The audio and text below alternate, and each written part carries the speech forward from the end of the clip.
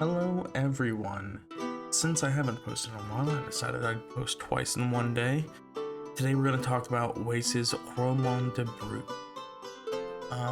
And since I kind of cheated us out of the full story, the first 8 books of Geoffrey Monmouth's History of the Kings of Britain, I decided we're going to do the full thing with Wace's Roman de Brut, and we are going to talk now about the rise and fall of Vortigern.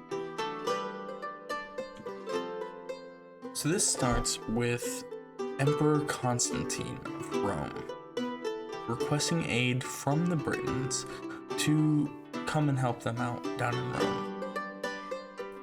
The Britons haven't done a whole lot at this point, so when they come and help, they are surprisingly good in helping Constantine. Constantine begins to love the Britons, and the Britons believe that Constantine is so great that he should be their king. Constantine not long after marries a Roman noblewoman from Britain, and they have 3 children: Constant, Aurleius, Ambrosius, Uther. After 12 years of ruling, Constantine is murdered by a Pictish man in his household, but it is believed by most of the people in the area that it was actually Vortigern who murdered Constantine. So at this point, who is to be king? Constantine's first son, Constant, was made a monk while he was still alive, and the other 2 sons are far too young to be king. You can't take the son out of the monastery, but you also don't want 2 boy kings. But along with that, you don't want a stranger to be king as well. So Vortigern, a Welshman, takes it into his own hands. He says, "Don't worry. I'm going to put everything on me, put all the sin of taking a person out of the cloister, put that on me. It's all going to be my fault, but I'm going to go to the monastery and collect Constant, and we are going to crown him king." So there are no people there. There's no archbishop or bishops who are there to crown Constant as king. So Vortigern does it himself with no mass, no anointing with holy oil. He is just made king by Vortigern. So Vortigern has this very close relationship with Constant, and he sees a way for him to gain power through this. So Vortigern lies to Constant about the Danes amassing, trying to come into Britain, which I find hilarious because the Danes definitely weren't a problem for the British Isles until about 700 AD, which is a good 2-3 centuries away from where we are right now in the story, but that's neither here nor there. So Vortigern tells Constant that they need more men to arm Britain. So Constant gives Vortigern the go-ahead. He says, "Hey, it's all you. I don't know a whole lot about the world. I spent most of my life in a cloister, sectioned off from the rest of the world, so it's all you. You got it, dude." So Vortigern invites a bunch of Picts into the kingdom. And these people were used to being on the outskirts of society, but Vortigern gives them land and castles and money, and he gives them all this stuff, but he eventually, after a while, says, "Hey guys, I really don't have any money. I don't have anything myself. I wish I could give you more, but the king owns everything. So because of that, I'm gonna have to peace out of here. I can't really do this anymore, so I'm going to go to another land." And the Picts are like, "Well, our cash cow is leaving. We need to do something about this." So a bunch of Picts go, and they behead Constant in his sleep and bring Vortigern the head. And Vortigern goes, oh no, the thing that I definitely didn't want you to do, you just did. That's terrible. So he pretends to be sad and whatnot for a while, and he then makes himself king. And the way that he does this is he invites a whole bunch of the noblemen of the Britons in to tell them that the king is dead. And as he's telling them the king is dead, a whole bunch of Picts come in and kill all the noblemen from the Britons. The Briton noblemen. Either way, Vortigern's made king, and in doing so, the young princes, the person who is their ward, took them to Little Britain, or as is also called, Amorica, or as we know it today, Brittany, in France. And there is an army amassing with the young princes to help them regain their throne. And Vortigern's very worried about this, but he doesn't have too much time to worry about this before something else happens. We have the first Saxons arrive in the British Isles. They arrive in Kent, and it's Hengist and Horsa, the mythical Anglo-Saxon founders of England. So Vortigern goes to meet with them, and he seems to like them all right. They're not too bad. They're not the Britons, so that means he likes them a lot because the Britons want him dead right now. So he says, yeah, you know what? You guys come live here, and you can go live north of the Humber, and you can own Northumbria and all that.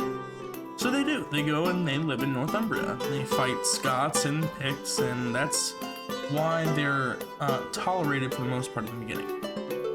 Vortigern then meets Hengist's daughter, who her name is, escapes me at the moment, but give me just a second. Rowena is his daughter, Rowena.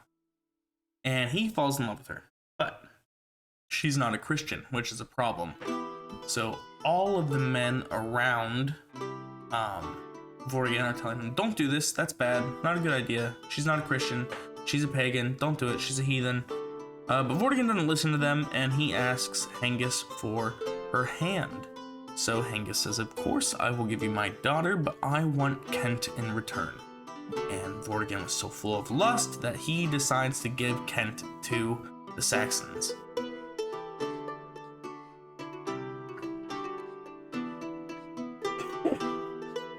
With this deep connection between Vortigern and the Saxons, the Britons become very upset, and they hate both Hengist and Vortigern because of this.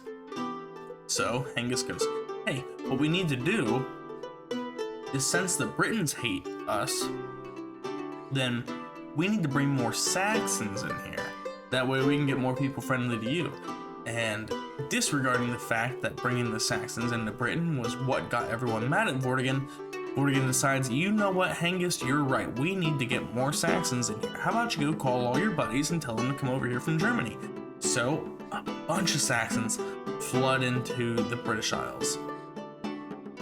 The Britons, of course, become very upset, and so upset that Vortigern, Vortigern's firstborn son from his first marriage, ends up hating Vortigern so much, they elect Vortigern as king. So Vortigern decides, you know what, screw you, Dad, you are goofing up so bad, I'm going to take up arms against you. So then we get some Vort on Vort action. So what is mentioned, Wace says that there are 4 battles between them, but he only mentions 3 by name. So we have the Battle of Darent,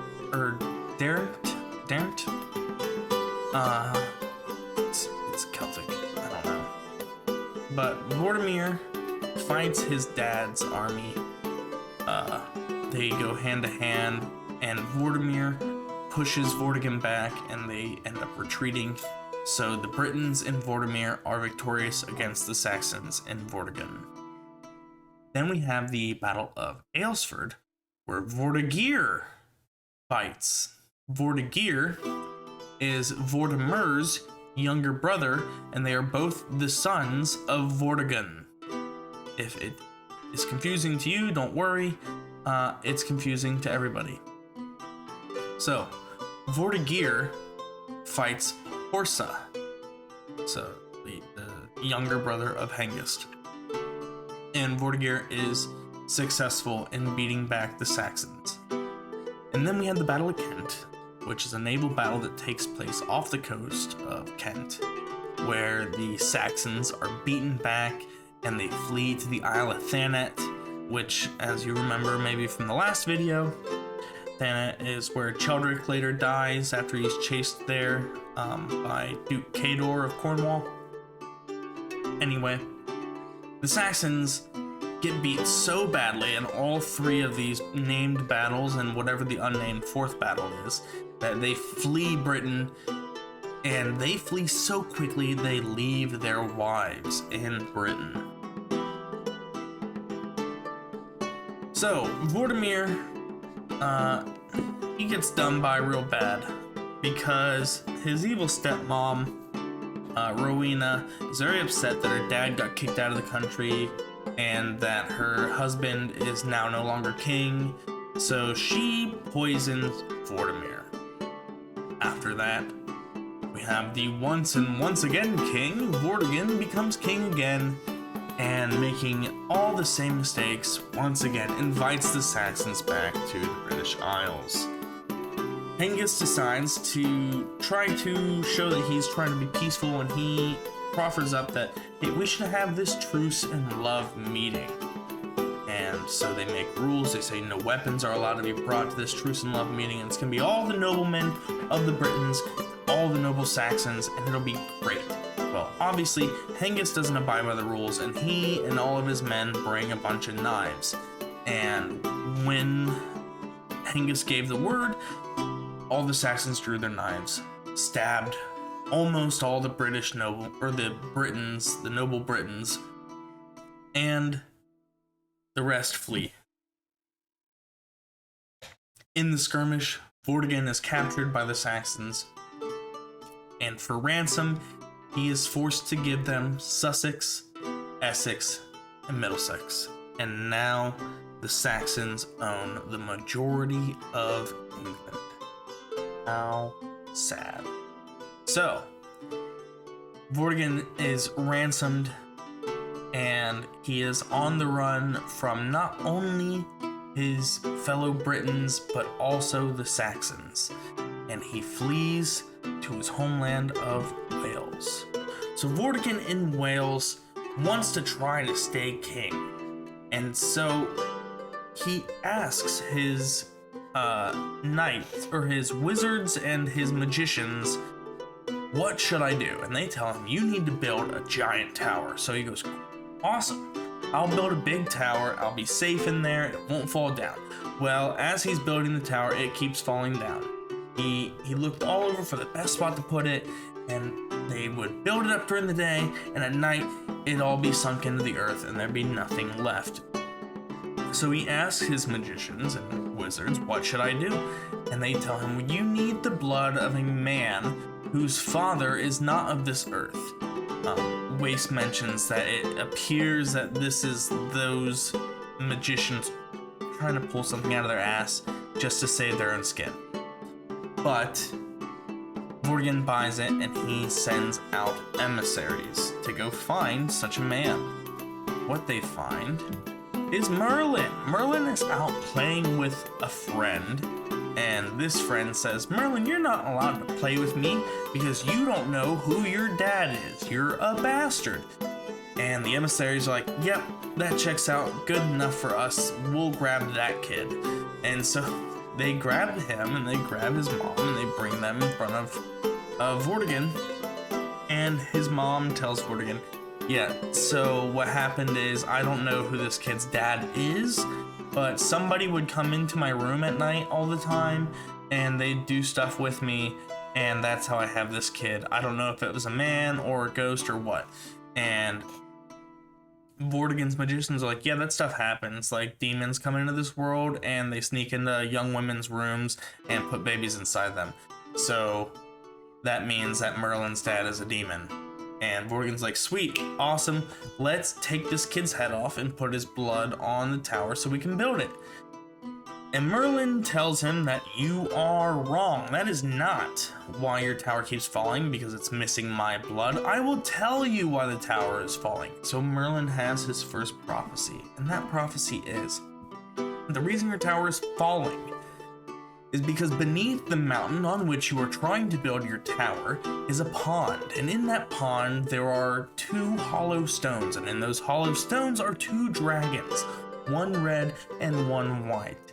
And we have Wace tell us that he doesn't want to share the rest of the reason for this prophecy because he doesn't want to tell lies or something of that nature.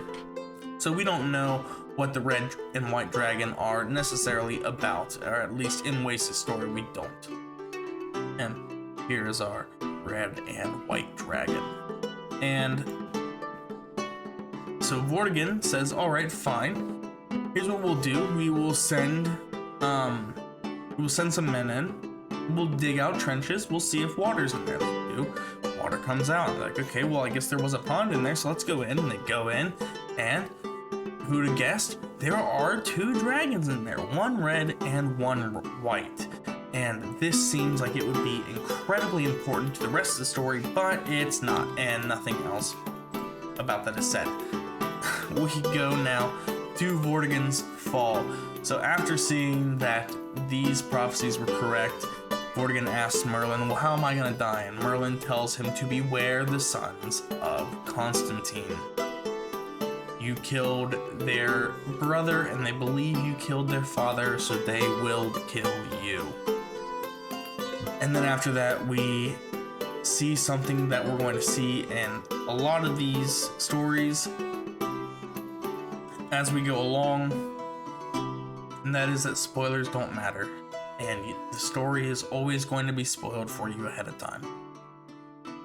Merlin essentially spills the entire rest of this story up until Arthur. He tells Vortigern that you are going to die, and that Aurelius will be king after you, and then be poisoned, and that Uther will be king after him, and Uther will rule, and everything will be great during Uther's rule, but he's going to die early as well. And after Uther, Arthur's going to come, and he's going to take over, and he's going to kick all the Saxons out of Britain, and everything's going to be good while Arthur's king. And that's the whole story, essentially, being told right here in about a paragraph. And so the next day after hearing this, Vortigern gets news that the princes have landed in Totnes. They are now on the British Isles, and they are coming for him. So Vortigern locks himself up in his castle here. Genarth?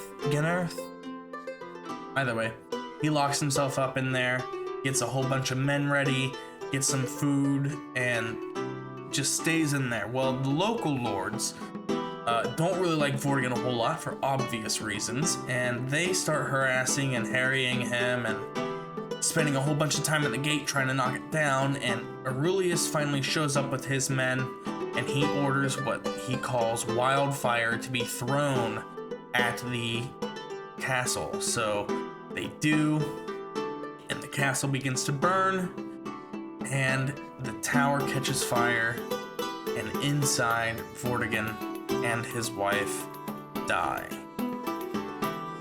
Stay tuned next time for when we talk about the rule of Aurelius and maybe more after that. Thank you guys so much for watching. Please like and subscribe. I am really enjoying doing this. I will see you all soon. Goodbye.